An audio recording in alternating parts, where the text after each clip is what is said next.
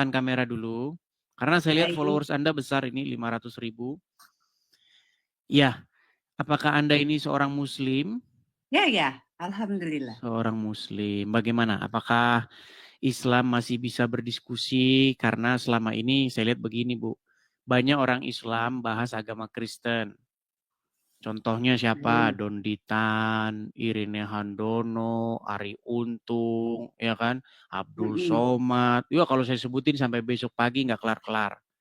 Nah, ketika orang Islam bahas agama Kristen, kami orang Kristen menjawab, menyanggah begitu. Nah, tetapi Ya kalau saya sebaliknya, begini ya, Mas. tetapi Mas sebaliknya, apa sih namanya?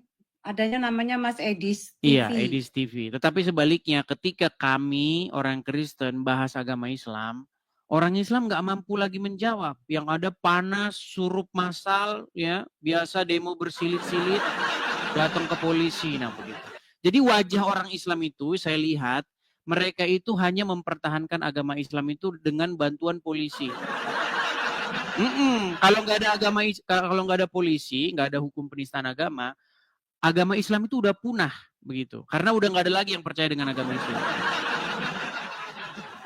Nah, tema malam ini adalah tunjuk satu keturunan Ismail yang jadi nabi di dalam Al-Quran. Baik, sebelumnya Assalamualaikum warahmatullahi wabarakatuh. Saya Muslim, tetapi tidak memang boleh mengucapkan salam. Menurut Muhammad dilarang mengucapkan salam kepada non-Muslim. Oh, saya mengucapkan salam ke teman-teman yang Muslim di sini. Oh begitu, baik silakan lanjut. Ya, oke baik ya. Oke, sebelumnya Mas Edi, saya sendiri kalau berbicara tentang ilmu Al-Quran, mungkin Mas Edi, karena katanya tadi 13 tahun ya. Betul, 13 tahun saya beramal. Ataupun menafsirkan Al-Quran itu sendiri. Luar biasa, terima kasih sebelumnya. Ya, saya sebagai seorang Muslim masih sangat kosong ilmu saya. Tetapi pertanyaan saya belum bisa menjawab ini, Mas. Pertanyaan saya malah saya ingin tahu, yang memberikan statement ataupun yang menulis hal ini, tema untuk malam ini siapa dulu? Saya menulis tunjuk satu keturunan Ismail yang jadi nabi di Quran. Karena orang Islam itu sudah berbohong berjamaah bahwa ada satu keturunan Ismail yang jadi nabi di Quran. Ternyata saya cari dalam Quran, nggak ada keturunan Ismail yang jadi nabi. Oke. Begini ya, kalau saya sendiri kita harus mengartikan arti nabi itu sendiri apa. Oke, arti nabi itu sendiri apa? Baik, jadi ini pertanyaan bagus nih, karena kelihatan Ibu ini cerdas ya, walaupun sayang sekali tidak mengerti agama Islam. Baik. Siapa? Tadi kan sudah mengakui, tadi kan Ibu sudah mengakui saya seorang awam. Belum begitu fasih, ilmu saya belum begitu tinggi seperti Masnya, tetapi saya meyakini agama saya. Baik. Jadi kalau kita belajar akar sebuah kata atau mencari makna secara etimologi, kata nabi itu kan sudah jadi bahasa Indonesia. Akar katanya sebenarnya asal usulnya berasal dari bahasa Ibrani, dari kata nevi, ya. Itu untuk laki-laki. Kalau untuk perempuan, neviah. Jadi nevi itu untuk laki-laki, itu tunggal satu. Tapi kalau neviim artinya nabi-nabi, banyak nabi. Nah, kalau neviah itu perempuan. Artinya apa? Artinya pelihat. Pelihat dalam pengertian dia melihat sesuatu yang disingkapkan, yang akan terjadi di masa lampau. Begitu. Itu arti nabi. Nah, agama Islam itu mengambil kosakata nabi itu, tapi sayang sekali tidak mengerti artinya.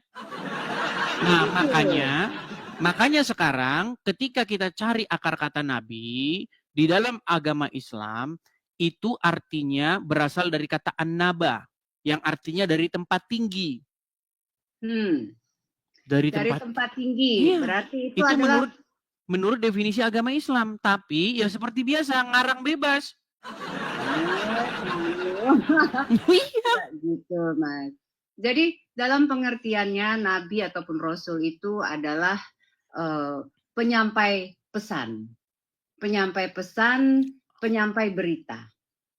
Ya, nah dari kata mana yang Mas tadi sebutkan itu bisa refer dari berbagai macam bahasa. Tetapi yang kita believe, yang kita percaya bahwasanya Rasul ataupun Nabi itu adalah penyampai pesan. Nah, kalau kembali lagi ke topik ataupun subjek yang Mas tulis malam ini, Tuhan menginginkan siapapun yang Dia tunjuk untuk menyampaikan pesan. Betul. Tetapi kita kan punya dasar kan? Artinya Tentu. begini. Ini kan peristiwa-peristiwa yang sudah terjadi di masa lampau nih, Bu. Betul? Nah, kita sama-sama keyakinan kita sama. Tuhan menunjuk siapapun yang Dia tunjuk untuk menyampaikan pesannya. Nah, sebelum kita lebih jauh, karena nanti kalau kita bahas pesannya itu beda. Pesan Muhammad dengan pesan para rasul di dalam Taurat, di dalam Injil itu berbeda 180 derajat.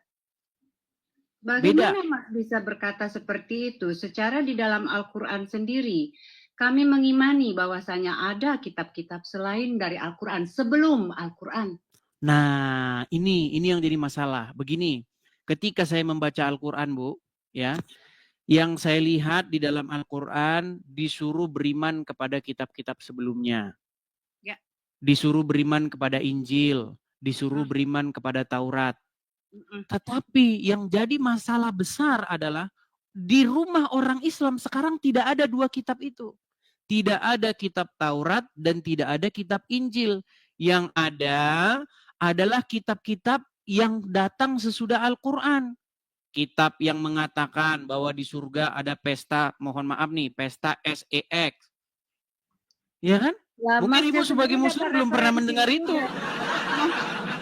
Mas yang sendiri dapat referensi itu dari mana dulu? Loh, begini, baik. Sebelum ini ya, kita bicara fakta yang nyata. Begini, saya ini punya banyak teman Muslim dan saya sering sekali zaman tahun 2014 sebelum ada TikTok, saya itu datang ke rumah-rumah Muslim. Nah, ketika saya datang ke rumah-rumah Muslim, tidak pernah saya jumpai di rumahnya itu ada Injil ataupun Taurat. Tetapi yang ada di rumahnya itu kitab-kitab fikih, kitab-kitab hadis, kitab karangan ulama A, ulama B, ulama C. Padahal Al-Quran memerintahkan untuk beriman kepada yang sebelum Al-Quran. Begini Mas, kalau begitu yang salah itu bukan orang Islamnya yang rumah yang Mas datangin, yang salahnya itu Mas. Kenapa juga masuk ke rumah yang orang Muslim yang seperti itu, yang kurang ilmunya? Harusnya Mas dari referensi ataupun keingintahuannya Mas, harusnya Mas masuk ke rumah-rumah orang Muslim atau Muslimah yang mempunyai pengetahuan yang lebih tinggi supaya Mas bisa berdiskusi, bisa berdebat dengan baik gitu loh, dengan memuaskan. Baik, begini Bu, begini. Ibu kan seorang Muslimah ya? Oke, sekarang saya mau tanya dengan jujur, apakah di rumah Ibu ada Taurat ataupun Injil? Kalau Injil saya banyak saudara ya. Bukan, di rumah Ibu adakah Taurat dan Injil? Tidak ada. Tidak ada. Itu fakta nyata bahwasanya umat Muslim tidak menjalankan Al-Quran. Ini justru ini yang umat Muslim jalankan. Coba ya, Ibu mungkin belum pernah dengar ini. Karena tadi kan nih. Tapi itu tidak usah diperdebatkan. Bukan, kita nggak berdebat, kita hanya sharing saja, sharing. Inilah yang dipercaya oleh umat Muslim. Lihat ya, kitab ini yang dipercaya umat Muslim. Nih. Kaum muslimin, tapi kata Rasulullah, kesibukan para lelaki nanti di dalam surga adalah, malu saya ceritakannya nih. Mas Edis. Mau terus? Ojo ngono. Kesibukan para lelaki yang masuk surga di surga adalah memecah perawan istri-istrinya. Stop Mas Edis. Perawan terus. Yang kayak gitu. Malam pertama dapatkan perawan istri, selesai dia perawan lagi. Gitu. Ini kitabnya, nama kitabnya. Nama kitabnya. No, itu bukan kitab, tidak ada orang Islam. Ibu ikut dengar pengajian ini. Ini khusus bapak-bapak. Kata Rasulullah, maaf ini hadisnya sahih. Tolong baca nanti dalam kitab Tamasya ke Surga oleh Syekh Ibnul Qayyim Al-Jauziyah. Judul aslinya adalah Hadil Arwah ila Biladil Afrah. Rasul berkata, maaf, zakar laki-laki ketika dia berdiri karena syahwat selama 70 tahun berdirinya. Yes. Nah, makanya di dalam rumah orang Islam yang ada kitab tadi, Tamasya ke Surga, kitab Syekh ini, kitab Syekh itu. Coba di Oke, rumah umat Muslim ada Taurat dan Injil. Mas Pasti umat Edi, Muslim tidak seperti yang tadi itu. Mas Edi, sepertinya saya salah ya. Saya salah masuk ke room karena the way saya untuk berdebat, mencari sesama sharing dan inspirasi ya dalam perdebatan yang membuahkan hasil yang baik itu, referensi saya bukan dengan ustadz-ustadz yang membicarakan hal-hal yang sangat fisik manusiawi kayak gitu. Ya, ini kan sangat fisik ya bentuknya ya dari yang tadi dimainkan ya recordingnya ya. Ya, itu sangat fisik dan tidak ada namanya di surga itu kita bermain fisik lagi. Kita sudah menjadi ruh pada saat kita di surga. Salah, Jadi, Bu. Mau saya tunjukkan dasarnya dalam Al-Quran? tidak. Mau saya Ya. tunjukkan dasarnya? Jadi pada saat kita sudah di surga, kita sudah bukan lagi berbentuk fisik, sudah tidak ada jasad kita. Kita Kristen. kembali lagi ke ruh. Itu paham Kristen, Bu. Loh, itu paham saya Muslim. Saya Di dalam percaya Islam bukan itu. Baik, saya tunjukkan ayatnya. Itu Mas ada di Edi, dalam ya. Quran, surat nih. Ini nama suratnya ya. Di dalam Quran tertulis nih, dalam surat An-Naba. Ini surat An-Naba ya. Ya, waqaiba atraban. Ya, coba nih sebentar saya balikkan kamera saya biar kelihatan jelas penuh. Sebentar ya, Bu ya. Nih. Nih, saya balikkan. Lihat itu. Dan Allah sediakan bagi mereka kenikmatan seksual dan pemberi ketentraman hati. Bidadari surga yaitu gadis-gadis jelita berpayudara montok. Mohon maaf nih, Bu. Loh, ini memang Al-Quran. Ya, tidak, itu bukan Al-Quran itu. Loh, ini Al-Quran, Bu. Dalam surat An-Naba nomor 33. Iya, ibu yang salah. No. Kita tidak mencari di sini kesalahan ataupun apa. Kita mencari Bukan, karena begini, karena tadi Ibu merahnya mengatakan di surga, dan di pengertian kehidupan yang orang akan datang itu bentuknya adalah roh, seperti malaikat, betul? Betul. Tidak ada lagi Betul. kegiatan aktivitas fisik seperti seksual dan lain sebagainya, betul? Sudah lebih daripada itu. Kita Iya, percaya. sayangnya itu ajaran Kristen. Ajaran Islam bukan seperti itu. Waduh, berbahaya ini. Referensinya ini, Bu, saya tunjukkan. Referensi Muslim yang Mas ambil itu referensi Muslim yang tingkat sangat dasar. Masnya salah gaul, salah main. Coba ya, kita tunjukkan surat An-Naba ayat 33 ya. An-Naba 33 saya tunjukkan, Bu. Supaya kita tidak jadi asumsi liar dan kita juga tidak ngarang bebas ya. Nih, saya balikkan kamera saya. Saya tunjukkan. Tadi kepencet loh. Nih ya. Nih, ini An-Naba 33, Bu. Surat An-Naba 33. Nih, di dalam tafsir-tafsirnya ini banyak sekali nih tafsir nih. Dan perawan-perawan. Ini tidak. Gadis-gadis remaja yang mendapatkan gadis-gadis muda yang buah dadanya masih kencang ini. Mas, apakah harus dibawa pembicaraan seperti itu hanya untuk menjelekkan satu kekurangan? Saya tidak menjelekkan. Enggak. Bu Bima, ini memang benar. Ini tafsir saya tidak mengada-ada. Tafsiran Mas itulah tadi saya bilang, tafsiran Mas itu masih ditafsir oleh orang-orang yang punya ilmu rendah. Waduh, apakah ini lihat nih, tafsir As-Sa'idi, Syekh Abdurrahman bin Nasyir ini. Itu tafsir. Manusia bisa mengartikan itu seapa saja. Ya. Oke, baik. Kita cari bukan yang tafsirnya ya, sebentar ya. Kita cari yang bukan tafsirnya. Emangnya Mas ini sudah pernah pergi ke akhirat sono, ke surga? Kan Muhammad, tadi kan yang bilang Muhammad, tamasya ke surga. Muhammad sudah pernah ke surga. No. Nah, Muhammad yang bilang begitu dalam kitab tadi, tamasya ke surga. Nih ya.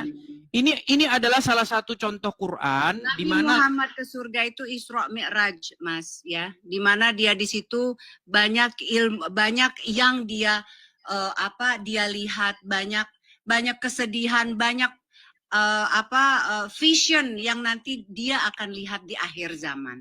Itu. Ya, jadi bukan manusia perempuan-perempuan yang itu, kita belum kiamat. Tapi ini ayat Al-Quran yang mengatakan demikian. Loh, Mas tuh penafsirannya itu yang hanya berbentuk fisik. Gitu. Ini Ibu bukan penafsiran saya tidak pernah menafsirkan ini. berat ini berat. Loh, ini bukan penafsiran saya loh, lihat nih. Nih, ini ayat Qur'annya. Ini isi Quran, Bu. Ibu nggak mau kalah. Bukan Iya. saya nggak mau kalah. Saya bukan nggak mau kalah. Saya sebagai seorang Muslim memahami bahwasanya memang ada perkataan seperti itu, tetapi itu secara syariat. Coba ya, ini tafsir tahlili. Lalu diterangkan pula bahwa di dalam surga itu terdapat pula banyak bidadari yang cantik, montok. Nih, terus tafsir wajiz. Nih, dan Allah sediakan pula bagi mereka kenikmatan seksual dan pemberi ketentraman hati, yaitu bidadari surga, gadis-gadis cantik, jelita berpayudara montok. Mas Eris, boleh nggak saya tanya? Tujuan live stream ini sebenarnya untuk apa, Mas? Begini, Bu, saya ceritakan asal-usulnya. Jadi, banyak orang-orang Islam seperti Zakir Naik, kemudian Donditan, dan banyak sekali kaum-kaum muslim yang mengatakan begini, Yesus kami, Yesus di dalam Injil, menubuatkan akan datang Nabi, namanya Muhammad. Atau inti pesan mereka adalah ingin membenarkan seorang Muhammad. Nah, karena mereka berlaku seperti itu, mengatakan bahwa Yesus kami menubuatkan seorang bernama Muhammad, maka di sini saya sebagai orang Kristen saya bilang, ajarannya berbeda, bro. Berbedanya gimana? Yesus mengajarkan di kehidupan yang akan datang tidak ada kawin-mawin. Muhammad mengajarkan di kehidupan yang akan datang ada bahkan pesta. Pesta S-E. Itu ajaran Muhammad, Bu. Yang Mas mengatakan itu bukan saya. Tahu. Mas, mungkin ya, Mas juga harus tahu. Di mana Nabi Muhammad sendiri mengatakan bahwasanya Islam sendiri itu terbagi oleh berbagai berapa golongan di akhir zaman itu nanti ya. Nah, kita sendiri juga tidak tahu di mana atau apa golongan yang mana yang paling pure, yang paling benar ajarannya. Tetapi harus yang sesuai dengan Al-Quran. Al-Quran itu dibuat berapa tahun setelah Nabi Muhammad meninggal? Oh, berarti Al-Quran sekarang tidak valid? Enggak, saya mau tanya dulu sama masnya. Ilmunya. Lama setelah Muhammad meninggal. Berapa tahun?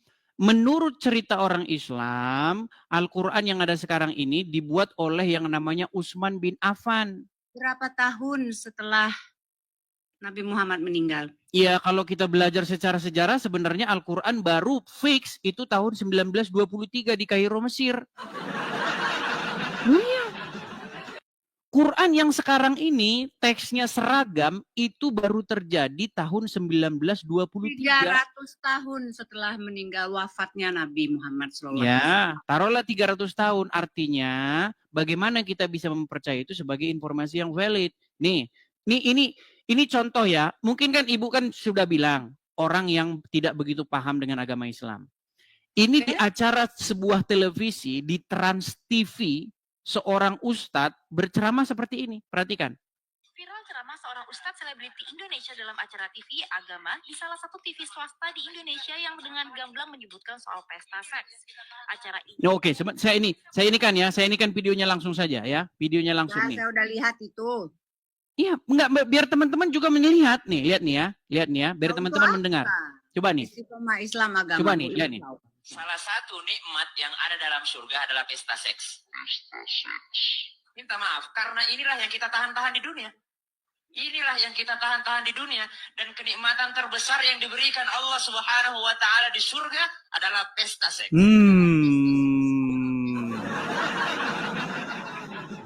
Itulah ajaran agama Islam. Ya, betul. 73 atau 73 ya? 72 bidadari. Itulah kenapa banyak jihadis. Ngapain ngomongin bidadari nanti? Di dunia aja udah banyak bidadari. Nah, itulah makanya saya bilang ajaran Islam, Bu. Nah, menurut Muhammad, wanita-wanita kebanyakan masuk neraka, penghuni neraka. Makanya gimana? Kita santai aja di sini. Iya, santai saja. Maksudnya begini, kalau umat Islam mengatakan bahwa Yesus kami menubuatkan Muhammad, Maka kami sebagai Kristen, kami umat Kristen akan menjawab, nggak mungkin Yesus kami menubuatkan orang seperti Muhammad. Karena ajarannya soal, saya malu ngomong kayak begitu di hadapan ibu, ajarannya soal SEX. Mas Edis. Ini kalau saya ya, kalau saya sangat paham dan saya tidak tahu kalau ini bisa diterima ataupun tidak. Kalau saya, keimanan itu berasal dari ruh yang suci. Ya. Sedangkan agama itu adalah sebagai petunjuk kita bagaimana kita itu masuk ke dalam jalur yang benar. Bagaimana cara kita berterima kasih, bersyukur, memuji Tuhan kita. Menunjukkan rasa terima kasih kita kepada Tuhan. Tapi itu mustahil dicapai kalau seseorang itu percaya agama Islam. Loh, kenapa? Tidak. Karena begini, tidak mungkin seseorang itu menjadi baik, tapi di detik yang sama dia percaya agama Islam. Mas, terkadang gini Mas Edis, keyakinan itu tidak membutuhkan suatu akal logika yang terlalu berlebihan. Tapi begini, begini. Yakin saja. Begini. Kita yakin suami, jangan jauh-jauh deh ke Tuhan. Kita yakin suami kita setia, yakin. Oke, sekarang masalahnya begini. Islam Ya kan? itu bukan yang keluar dari mulut saya, bukan yang keluar dari mulut ibu, tapi Islam itu adalah apa yang diajarkan oleh Muhammad, betul? Mas, Nabi Muhammad itu adalah panutan. Iya, Islam adalah apa yang diajarkan oleh Muhammad, betul? Apapun yang dilihat, yang dia lakukan. Nah, yang dia lakukan ini kan dilihat dari berbagai macam pandangan. Penglihatan orang yang berbagai macam ya pada saat itu. Bisa saja mereka mentafsirkan lain. Bisa saja pengertian dari satu orang dan satu orangnya lain, dari para sahabatnya itu pun lain gitu loh. Baik. Ya, Kalau ini kira-kira bagaimana? Apakah kita di sini masih berlainan di sini? Ini adalah ajaran agama Islam nih. Makanya saya tadi bilang, mustahil seseorang itu menjadi orang baik, tapi di detik yang sama dia Islam. Itu statement saya. Itu statement saya. Kalaupun ada, saya percaya banyak orang yang KTP-nya tertulis Islam, tapi dia baik. Teman-teman saya, keluarga saya, di KTP-nya Islam, tapi dia orang baik. Karena apa? Karena dia tidak menjalankan ajaran agama Islam. Seandainya dia menjalankan agama Islam, dia akan jadi orang jahat. Nih, saya tunjukkan. Bagaimana jika orang Islam menjalankan ajaran agama Islam? Nih, saya balikkan ya. Perhatikan. Nih, saya tunjukkan. Perhatikan. Sebentar, agak sedikit blur. Nih, ini hadis, nomor hadisnya ini. Ya, dari Abu Hurairah radhiyallahu anhu, Rasulullah SAW bersabda, janganlah kalian memulai salam kepada Yahudi dan Nasrani. Apabila kalian bertemu dengan salah satu dari mereka di jalan, maka desaklah ia ke jalan yang sempit. Ini ajaran Islam. Kalau ketemu dengan orang Yahudi, orang Nasrani di jalan, desak mereka, persempitlah jalan mereka. Makanya saya tidak heran kalau ada orang Kristen di jalan, ada orang Islam pasti dibubarin ibadahnya. Makanya saya bilang ini ajaran orang Islam. Makanya saya bilang mustahil seseorang menjadi Islam di detik yang sama dia jadi orang baik. Nggak pernah disuruh gitu, nggak pernah. Oke, ini hadis siapa? Nggak tahu saya itu hadis dari mana. Nah, hadis makanya aja. tadi saya bilang Bu Bima, yang membuat Ibu Bima masih Islam adalah karena Ibu Bima tidak mendalami agama Islam. Seandainya Ibu mendalami agama Islam, saya yakin besok pagi Ibu tidak jadi orang Islam lagi. Tidak ada. Saya sampai mati tetap akan memeluk agama saya Islam. maklum karena Ibu tidak memperdalam agama Islam. Kata siapa? Buktinya tadi Ibu sudah mengakui saya masih minim ilmu, betul? Ya kalau ilmu kan kita harus banyak belajar, banyak iya, artinya Ibu Bima kurang memperdalam agama Islam, betul? Nah, itulah sebabnya Ibu masih Islam. Saya percaya Ibu orang baik. Saya percaya secara garis besar Ibu orang baik. Karena apa? karena ibu tidak menjalankan agama Islam. Seandainya ibu menjalankan agama Islam, tidak boleh berteman dengan orang non-muslim. Sekarang saya tanya, Bu, saya percaya ibu walaupun di KTP Islam, tapi ibu kalau memberi makan orang, saya yakin nggak pandang bulu. Mau Kristen, mau Buddha, mau Hindu, kalau ibu punya makanan pasti ibu kasih tetangga, betul? Tapi sayang sekali itu bukan ajaran agama Islam. Siapa? Saya tunjuk lagi nih, berat ini teman-teman. Saya akan tunjuk lagi.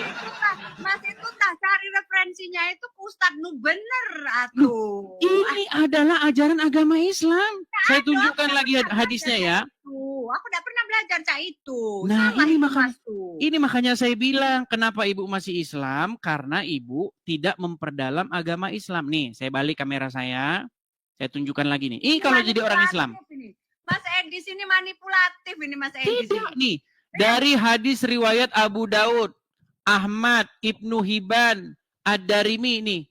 Ya dikatakan begini, dari Abi Sa'id Al-Qurdi radhiyallahu anhu bahwa Rasulullah SAW bersabda, janganlah kamu berteman kecuali dengan orang mukmin dan jangan pula seseorang memakan makananmu kecuali orang yang bertakwa.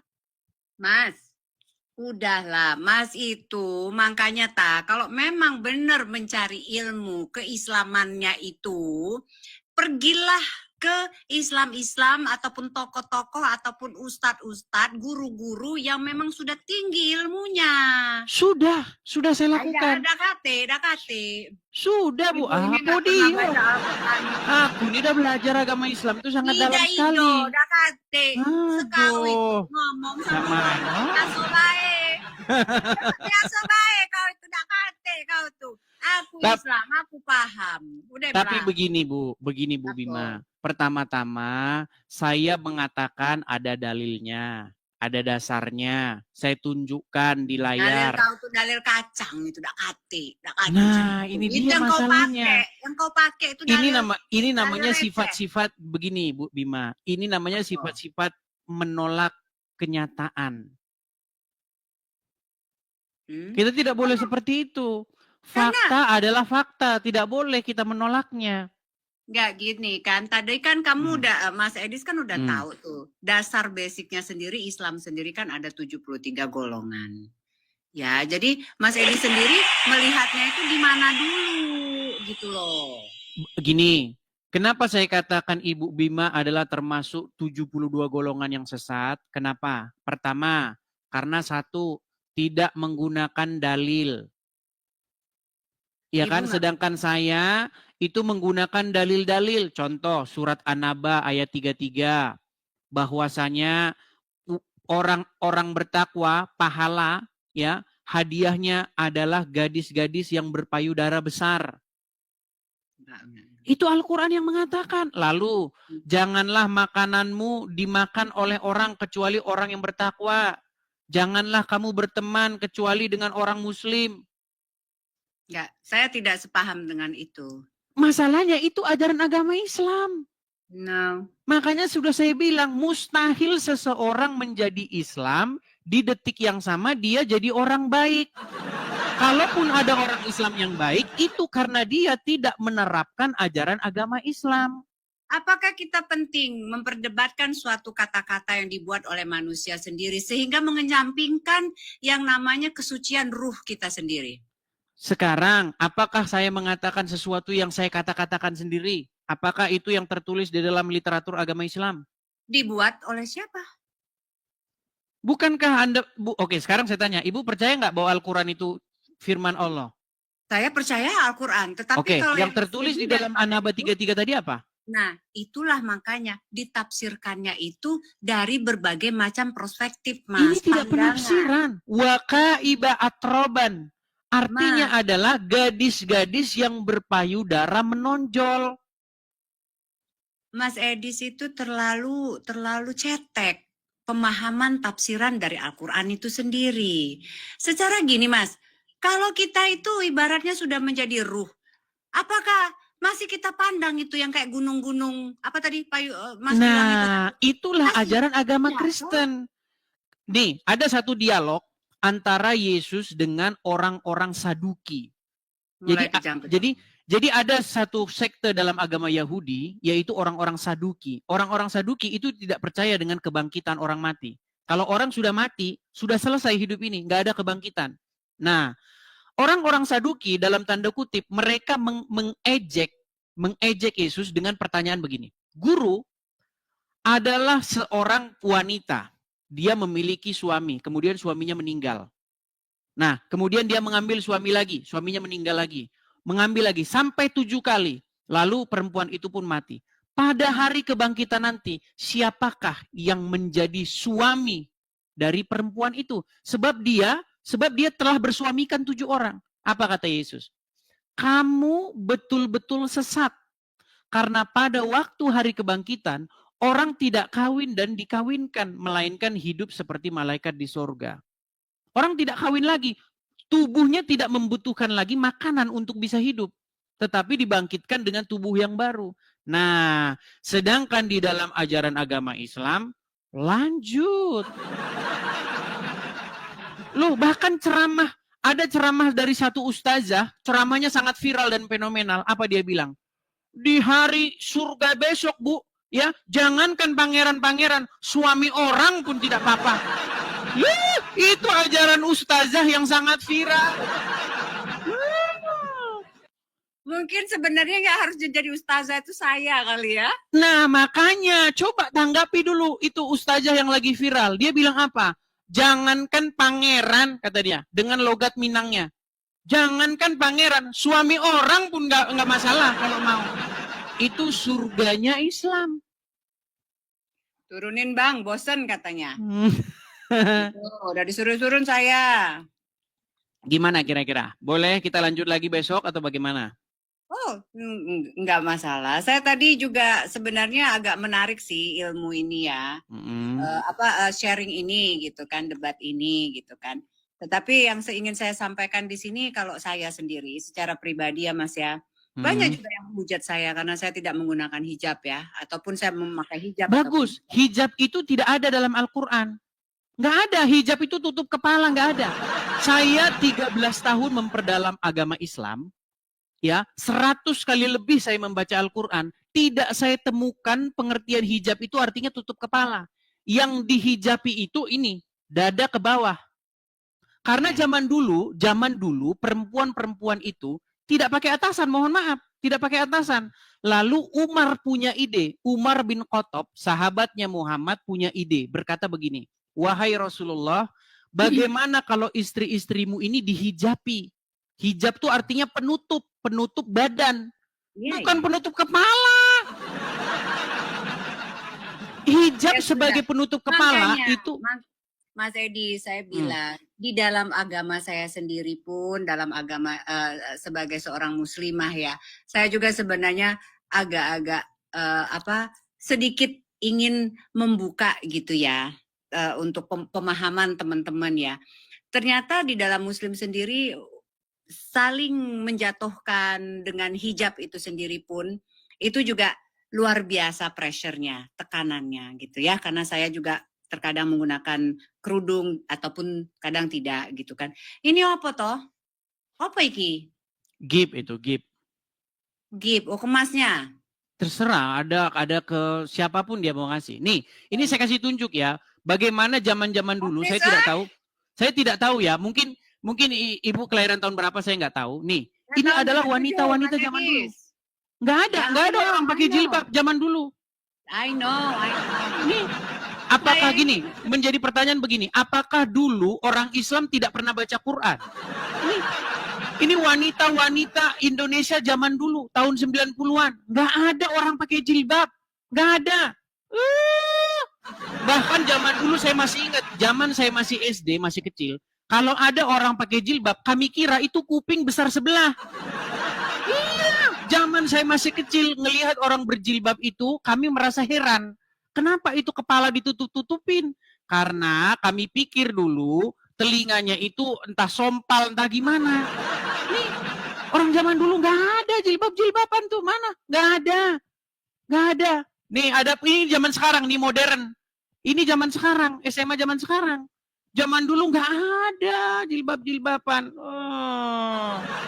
Kalau nggak percaya, lihat zaman dahulu. Bagaimana dulu ya, saya masih ingat zaman sekolah. Emang Mas Edi ini lahir tahun berapa? Umur saya sekarang belum ada masih 35 lebih dikit. Ah, masih muda lah. Saya Iya. aja udah umur 49, 48. Iya, Ibu mirip artis soalnya. Mirip siapa? Saya lupa. Jadi gini, zaman saya sekolah, zaman saya masih SD, saya masih ingat foto-foto di buku saya dulu. Nah, Ita Purnamasari, Novia Kolopaking, Desirna Nasari, siapa lagi? Pokoknya foto-foto artis zaman dulu nggak ada pakai jilbab. Jilbab itu adanya dari tahun 2015 ke sini. Itu Mas. pun yang promosi pakai jilbab harus pakai jilbab. Tukang penjual jilbab. Istrinya ustadz-ustadz di pondok pesantren. Mereka yang gembor-gemborkan pakai jilbab biar laku dagangannya. Iya. Mas, kalau saya yakin ya, yang namanya kita percaya, kita bertakwa, itu terkadang tidak perlu menggunakan logika yang terlalu berlebihan. Percaya saja. Tapi Karena- itu sayangnya ajaran agama Kristen. Di dalam ajaran agama Kristen, apa yang pernah ditanya kepada Yesus? Guru, hukum apakah yang terutama? Apa kata Yesus? Kasihilah Tuhan dengan segenap hatimu, dengan segenap kekuatanmu, dan dengan segenap akal budimu. Dan kasihilah sesamamu manusia seperti dirimu sendiri. Pada kedua hukum itulah semua hukum tergantung. Amin. Semua amin. hukum digantungkan kepada itu. Tapi sayang, kalau ibu masih beragama Islam, apalagi menjalankan agama Islam, mustahil ibu mengasihi sesama. Tadi kan sudah saya bacakan. Menurut ajaran agama Islam, jika kamu bertemu dengan orang Wahyudi dan orang Nasrani di jalan, desaklah mereka ke jalan yang sempit. Jangan seperti itu, digede-gedein banget. Tapi itu kan memang benar. Cobalah kalau misalnya di negara-negara yang muslimnya minoritas, orang muslim yang digencet habis-habisan. Di mana? Tidak benar. Gimana? Coba tuh pergi ke Paris tuh, semua orang Islam yang menggunakan dengan Saya sudah pernah di Paris, saya sudah pernah ke Prancis, nggak ada di situ kayak begitu, nggak ada. Nggak ada. Tidak ada. Seperti yang ibu katakan tidak benar.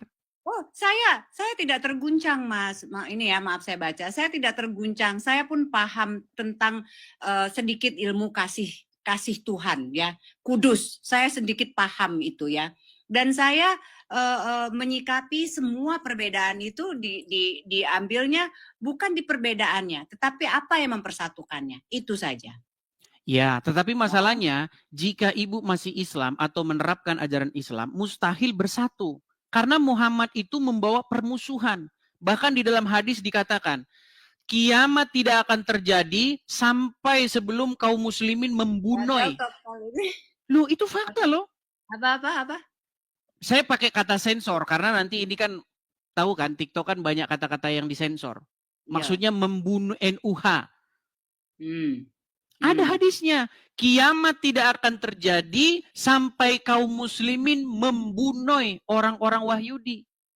Makanya ajaran agama Islam ini sebenarnya ajaran kebencian kepada kaum Wahyudi. Loh. Tidak ada itu. Nah, saya mengatakan begitu. Saya nggak berani asal-asal loh. Saya itu mengatakan begitu karena ada dasarnya. Nih, saya tunjukkan lagi hadisnya ya. Nih. Kiamat tidak akan terjadi sehingga seorang muslim itu membunuh orang-orang Wahyudi. Nih, saya tunjukkan lagi. Udah, Mas itu ngambil referensinya itu di tempat yang salah. Lihat ya. Dan nih artinya ini sabda Rasulullah nih. Hari kiamat belum akan terjadi sampai kaum muslimin memerangi bangsa Wahyudi. Mereka diserang oleh kaum muslimin hingga bersembunyi di balik batu dan pohon. Namun batu maupun tumbuhan itu berkata, wahai kaum muslimin, wahai hamba Allah, di belakangku ada Wahyudi, kemari dan bunuhlah dia, kecuali pohon gorgot. Nih, jelas. Kecuali pohon gorgot, karena mereka adalah pohonnya Wahyudi. Makanya banyak orang-orang muslim yang sangat merindukan yaumil akhir. Mereka akhirnya apa? Dibunuh orang-orang Wahyudi. ajaran kebencian, Bu. Ini kok pada sibuk banget ngomongin 27K ini kenapa? Karena saya ada di sini jadi 27K gitu. Tidak juga. Mereka menonton ketika diskusinya lawan muslimnya itu tidak suka kejang-kejang begitu. Baik, Oh gitu. seperti Ibu. Ketika Ibu bicara seperti ini ya, sopan ya, berargumen, tidak mencak-mencak, tidak marah-marah, ini menjadi percakapan yang berbobot, berisi. Oh begitu. Gitu loh. Ya sudah. Karena selama ini yang naik ke sini itu muslim-muslim yang parah. Marah-marah, ngamuk-ngamuk, kesetanan, surup, kejang masal, berbusa-busa. Itu. Yang naik ke sini kayak begitu terus. Wajah orang Islam di sini sudah digambarkan seperti itu. Bisanya marah, ngamuk. Berargumen nggak mampu. Iya. Kalau saya sendiri ya Mas ya, saya senang dengan diskusi seperti ini. Tetapi bagaimanapun itu tidak akan pernah merubah keyakinan saya. Ya, gini, artinya tidak mungkin membalikkan semudah membalikkan telapak tangan. Ibu sudah dari kecil, sudah dididik bahwa Islam itu agama yang benar, begini-begini. Tidak mungkin membalik itu mudah sekali. Pasti nanti ada yang namanya proses. Proses berjalan, nanti ibu akan mendalami sendiri, baca sendiri. Makanya kalau seorang menjadi muslim, maka dia lambat laun akan mirip seperti Muhammad. Karena Muhammad suri tauladan. Loh, di dalam agama Islam, Muhammad itu contoh, sampel, contoh suri tauladan terbaik. Yeah. Muhammad menikahi anak di bawah umur, namanya Aisyah. Loh, kan ibu kan belum tahu. Tahu dong, saya tahu. Nah, bagaimana kita dapat mencontohnya? Jangan disamakan antara climate di zaman dahulu, samakan dengan situasi kondisi climate di zaman sekarang. Kalau demikian begini, coba berikan saya satu orang di zaman Muhammad yang juga menikahi anak di bawah umur. Nggak ada, cuman Muhammad sendiri pelakunya. No. Tradisi di sana memang sudah bahkan sebelum lahir pun kadang-kadang sudah dinikahkan, Mas. Tidak ada. Saya sudah membaca referensi, saya membaca literatur, sahabat-sahabat Muhammad, para tabiin, nggak ada yang menikahi anak di bawah umur 6 sampai 7 tahun, nggak ada. Cuman Muhammad. Nah, sekarang gini, pada saat Nabi Muhammad Rasul itu takutnya menggauli istrinya di usia berapa istrinya? Menurut hadis itu 9 tahun. Dinikahi umur 6 tahun dan digauli pada waktu berumur 9 tahun. Nah, 9 tahun itu zaman dulu, Mas. Bapak saya umur 14 tahun udah jadi tentara. Ya, apakah dia menggauli anak umur 6 tahun? 9 tahun? No, you don't get what I mean ya. Bapak saya 14 tahun udah jadi tentara di zaman perang. Iya, ya? Pada zaman saya tahu, pada zaman Jepang, pada zaman Belanda, karena tidak punya tentara, kekurangan kita itu kekurangan tentara, makanya pasukan-pasukan yang waktu Nippon datang, mereka mengerahkan pemuda-pemuda dari umur 14 tahun pun sudah dikerahkan jadi tentara. Pasukan peta itu. Saya itu kan ingin menyamakan pada saat itu usia 12 tahun di zaman dulu dan di zaman sekarang itu beda. Iya, kalau 12 tahun. Tapi ini 9 tahun. 9 tahun tuh kelas 2 SD. Lu tadi Mas sedangkan umur 12 tahun itu udah kelas 6 SD. Tadi Masnya bilang digauli itu di usia 12 tahun. Bukan, 9 tahun. Aisyah digauli oleh Muhammad ketika Aisyah itu bermain-main boneka. Makanya saya bilang betapa gawatnya dunia ini kalau orang mencontoh Muhammad. Loh, saya bilang fakta loh, tapi ketika saya mengatakan fakta begini, umat Islam marah dengan saya. Coba, jika ada seorang laki-laki berumur 55 tahun menggauli anak umur 9 tahun, dijemput polisi, Bu. Datang unit PP ini, perlindungan anak. Ya sudahlah, itu kan zaman dahulu, Mas. Nah, makanya saya bilang begini, Bu, yang harus dijadikan contoh suri tauladan itu haruslah Yesus. supaya hidup kita itu benar dan baik. Makanya menjadi Kristen itu kuduslah kamu sebab aku kudus. Sedangkan menjadi seorang Islam menjadi seperti Muhammad. Betapa bahayanya kalau orang jadi seperti Muhammad. Aku diperintahkan untuk memerangi manusia sampai mereka harus. Loh, ada hadisnya. Ada hadisnya loh. Kalau enggak, darah dan harta mereka tidak terpelihara. Mas itu katanya udah 13 tahun baca Al-Quran. Masa tidak menemukan keindahan dari situ?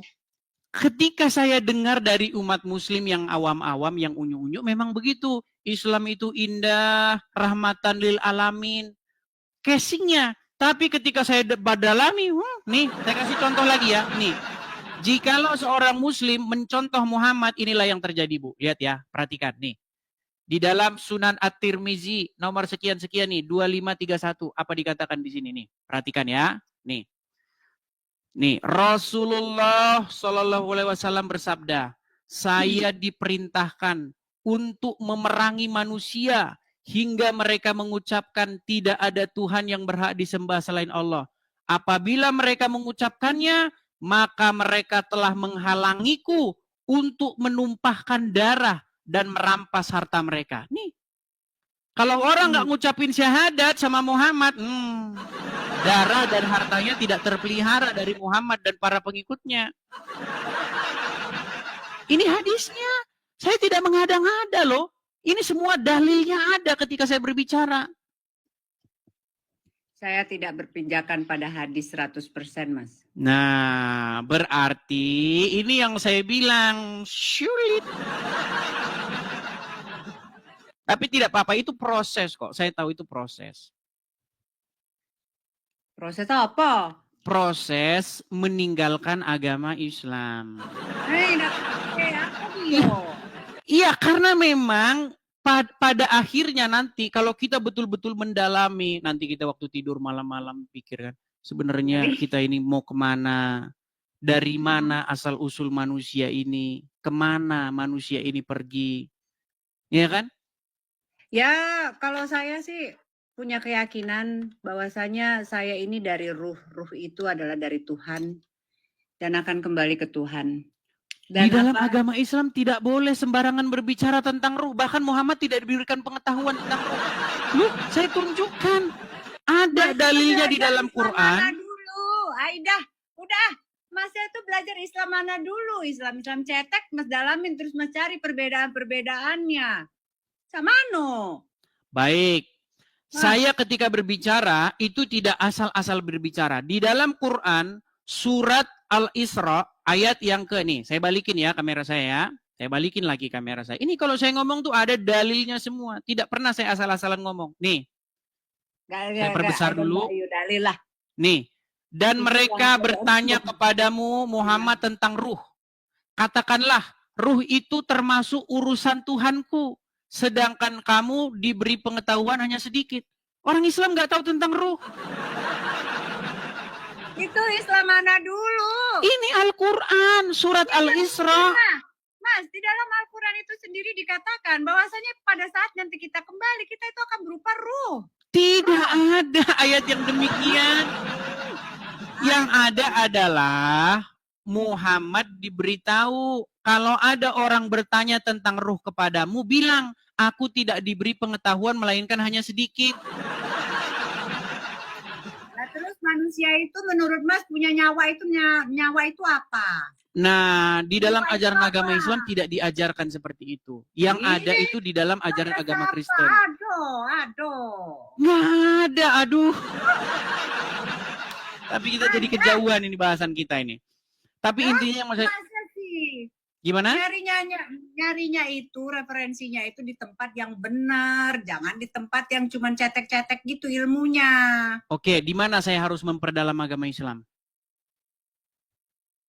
Abdul Somad sudah saya undang datang kemari. Pak Abdul Somad, jangan biarkan umat Muslim setiap hari di sini menjadi menjadi samsak hidup.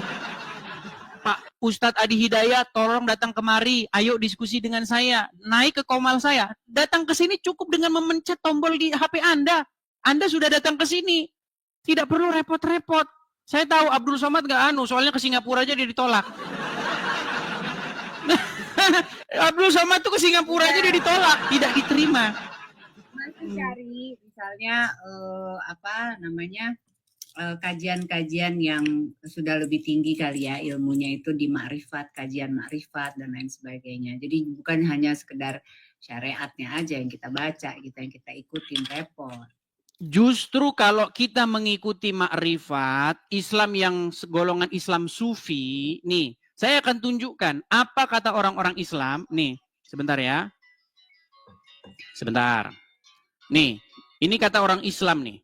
Ketika kita memperdalam agama Islam, lihat, saya tunjukkan lagi ajaran agama Islam kalau orang-orang sudah memperdalam agama Islam ya. Sabar sebentar. Nih. Saya tunjukkan. Ini adalah ajaran orang-orang Islam yang sudah memperdalam agama Islam. Saya tunjukkan ya. Nih. Bagaimana umat muslim ketika sudah memperdalam agama Islam. Dia akan mengatakan bahwa Muhammad itu adalah Allah. Iya, Muhammad itu adalah Allah. Oh ya? Iya. Sebentar ya.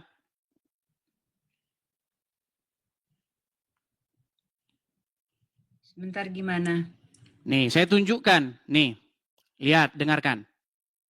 Muhammad itu juga yang bernama Allah. Allah namanya Muhammad wujud. Jelas? Ya. Bukan Muhammad jadi Allah. Allah itu cuma nama. Wujudnya itu adalah Muhammad. Rupanya Jadi insan itu sebenarnya Muhammad. Muhammad itu sebenarnya wujud Allah. Wujud Allah. Asad. Ini asad 3 in 1. Jangan bahas keduanya nanti. Mas Edis. Oke. Terima kasih banget. Sama-sama, Bu. Apa itu namanya? Sudah tadi mengaccept ya. Dan ya semoga gini deh Mas Edis, kalau boleh saya titip, lebih baik kita mengedepankan kesamaan, jangan Seharusnya itu yang saya ingini, supaya Islam bahas agama Islamnya, Kristen bahas agama Kristennya. Tapi yang terjadi orang Islam bahas agama Kristen terus. Ya. Oke. Semangat ya, oke Mas Edis. Terima kasih Bu Bima, selamat malam. Selamat malam. Ya, itulah teman-teman ya. Ketika Anda naik ke sini, bagus, baik, saya akan tanggapi. Tapi orang Islam datang ke sini marah, kejang, emosi, suruh. Ya, teman-teman ya, sudah ada 28.000 orang menonton secara langsung di TikTok saya ya. Silakan, saya mengundang orang-orang Muslim yang memiliki ilmu atau kapasitas untuk membahas agama Islam. Jangan yang datang ke sini cuman marah, ngamuk, kejang, surup. Kalau mau ngamuk, kejang, surup, tempatnya di Monas. Pakai baju daster sono di Monas, demo. Di sini tempat belajar. Yuk, silakan. Sebelum saya lanjut, sekali lagi teman-teman silakan bagi teman-teman support saya ya, Edis TV dengan cara paling sederhana, klik suka, kemudian klik share, bagikan kepada teman-teman atau sobat-sobat kalian yang muslim. Bagikan kepada mereka supaya mereka mendengar siaran ini. Nah, bagi teman-teman yang mensupport secara dana, saya ucapkan juga terima kasih banyak karena kita ada program teman-teman untuk mendirikan rumah apologet di sini. Kepada teman-teman yang ingin mensupport, teman-teman silakan mampir ke profil saya, ketik saja profil saya, nanti teman-teman akan lihat sendiri kalau teman-teman ingin mensupport. Di situ ada link YouTube, ada link apa, nama saya, rekening segala macam, ada semua di profil ya. Cek aja profil saya ini. Bagi teman-teman yang nggak tahu caranya, saya kasih tunjuk lagi teman-teman ya. Saya harus rajin-rajin menunjukkan teman-teman supaya teman-teman tahu. Karena setiap hari banyak teman-teman ini yang nggak tanya terus, Bang, akun yang asli mana? Bang, yang ini mana? Hampir setiap hari. Nih, saya tunjuk caranya teman-teman. Saya balikkan kamera saya. Lihat ya teman-teman ya. Nih, caranya begini. Klik Edis TV di pencarian. Kemudian cari pengguna. Ya, lihat. Ini dia akun saya aslinya. Follower saya 27 Mei. Ya, 346.000. Nah, bagi teman-teman yang pengen tahu akun asli saya yang mana saja, hanya ada 2. Sebentar, saya balik dulu ke belakang. Nih, ini saya hanya memfollow 1 orang, dan ini juga akun saya. Jadi saya hanya punya 2 akun, selain daripada itu bukan akun saya. Nah, akun YouTube saya yang asli, itu saya tautkan di beranda saya ini. Nih, ada tulisan YouTube ini, klik aja ini YouTube ini. Klik YouTube-nya, nanti ada tanda peringatan begini, nggak apa-apa. Buka saja, tetap buka. Nah, ini YouTube saya teman-teman. Saya juga sedang live ini di YouTube saya ini. Karena videonya kita simpan di sini. Tuh, yang nonton 3.000 orang. Jadi teman-teman yang ingin mensupport bisa support di sini. Ya, kita pendirian Rumah Apologet di sini. Nih, ini saya sedang live. Bagi teman-teman yang nonton di YouTube, yang mau kolektor support pendirian Rumah Apologet di sini. Oke, saya rasa itu saja teman-teman. Karena hari ini saya ada kegiatan. Besok kita kalau udah ada Rumah Apologet kita bisa atur demikian kegiatan kita supaya lebih bisa teratur jamnya. Jam tertentu, jam sekian live, jam sekian berhenti, jam sekian live, jam sekian berhenti gitu. Kalau untuk sekarang ini belum ya teman-teman ya. Tapi nggak apa-apa lah, santai saja, nggak usah buru-buru, waktu masih panjang. Betul? Oke. Saya rasa itu saja teman-teman. Selamat malam.